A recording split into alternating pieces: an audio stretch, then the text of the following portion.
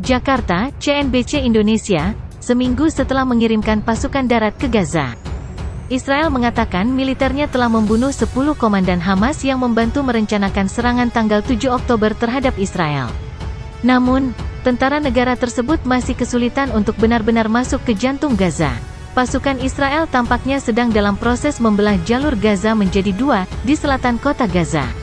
Pada Jumat, mereka telah maju sekitar 15 km dari perbatasan Gaza Israel di sepanjang jalan pesisir, berdekatan dengan rumah sakit pengobatan kanker buatan Turki, jauh di selatan kota Gaza. Sementara itu, Hamas mengatakan pihaknya sedang melawan kendaraan lapis baja Israel di sebelah timur titik tersebut, di Johor Atdik, yang menunjukkan bahwa pasukan Israel beroperasi hampir di seluruh jalur Gaza. Dari hingga perbatasan, perang berlanjut hingga ke bagian belakang posisi terdepan ini. Sumber Al Jazeera yang terafiliasi dengan Hamas mengatakan pertempuran sedang berlangsung di Beit Hanoun, di sudut timur laut jalur Gaza. Strategi Israel selama seminggu terakhir ini tampaknya adalah mengisolasi dan melemahkan Hamas dan afiliasinya di sepertiga bagian utara jalur Gaza. Namun hal ini menimbulkan kerugian kemanusiaan yang semakin besar bagi Gaza dan reputasi buruk bagi Israel. Israel mengeklaim kamp pengungsi Jabalia di utara kota Gaza adalah pusat jaringan terowongan Hamas yang digunakan untuk penimbunan senjata, posisi penembakan roket, dan terowongan menuju pantai. Israel, tanpa memberikan bukti yang jelas untuk mendukung klaimnya, meratakan sebagian besar Jabalia dalam serangan udara selama 3 hari. Setidaknya 50 warga Palestina tewas dalam pemboman Jabalia. Sejak serangan Hamas terhadap Israel Selatan pada tanggal 7 Oktober yang menewaskan lebih dari 1.400 orang, pemboman udara Israel di Gaza, yang kini disertai dengan serangan darat, telah menewaskan lebih dari 9.400 warga Palestina, termasuk hampir 4.000 anak-anak. Pada Jumat, konvoi ambulans yang berangkat dari kota Gaza ke selatan Gaza dibom. Sekali lagi, Israel mengklaim, tanpa memberikan bukti, bahwa pejuang Hamas ada di dalam ambulans tersebut. Sedikitnya 15 orang tewas.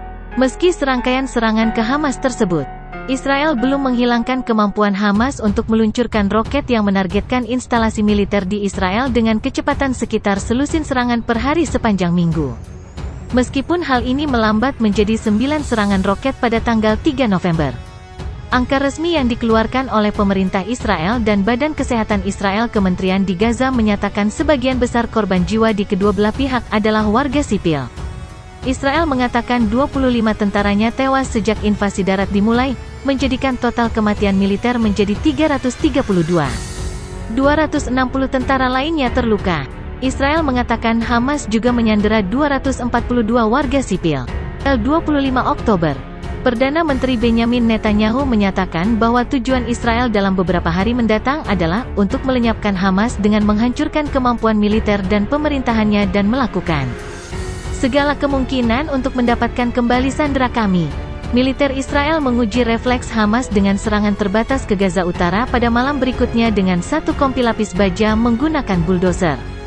Pasukan Israel melakukan beberapa serangan darat lagi ke Gaza pada malam tanggal 27 Oktober kali ini didukung oleh helikopter tempur. Pasukan Angkatan Laut Israel juga menghancurkan infrastruktur teroris, dan beroperasi di sebuah kompleks yang digunakan oleh pasukan Komando Angkatan Laut, Hamas, di pantai Rafah, di Gaza Selatan, kata tentara Israel.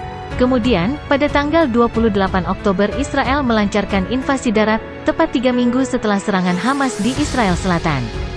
Invasi tersebut disertai dengan pemadaman telekomunikasi, pemutusan akses internet dan telepon ke, dari, dan di dalam jalur Gaza. Para ahli mengatakan kepada Al Jazeera bahwa serangan Hamas dan tanggapan Israel menandai perubahan dari konfrontasi masa lalu antara mereka dalam hal skala dan kompleksitas.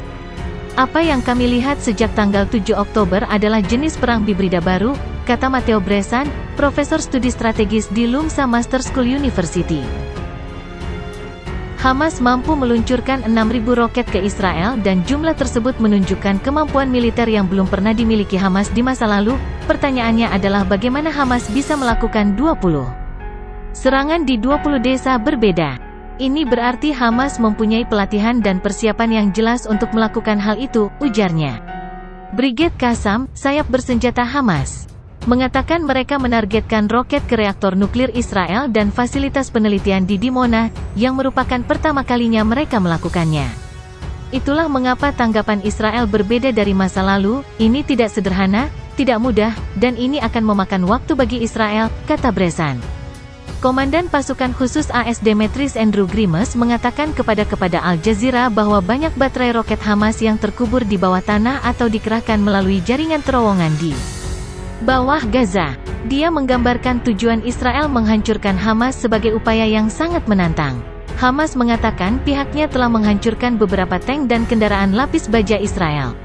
Misalnya, pada tanggal 1 November Hamas mengklaim telah menghancurkan setidaknya 4 tank Merkava Israel menggunakan senjata anti-tank Yasin 105 selama bentrokan di Beit Hanoun. Klaim tersebut belum diverifikasi secara independen. Hamas juga berani dalam taktiknya. Pada tanggal 29 Oktober misalnya, Brigade Qassam, sayap militer Hamas, mengatakan mereka menggunakan terowongan untuk mendaratkan pejuang di belakang warga Israel yang berjaga di penyeberangan Beit Hanoun, yang disebut Erez oleh Israel, antara Israel dan Gaza Utara. Pejuang perlawanan menembus perbatasan dan menembakkan rudal anti-lapis.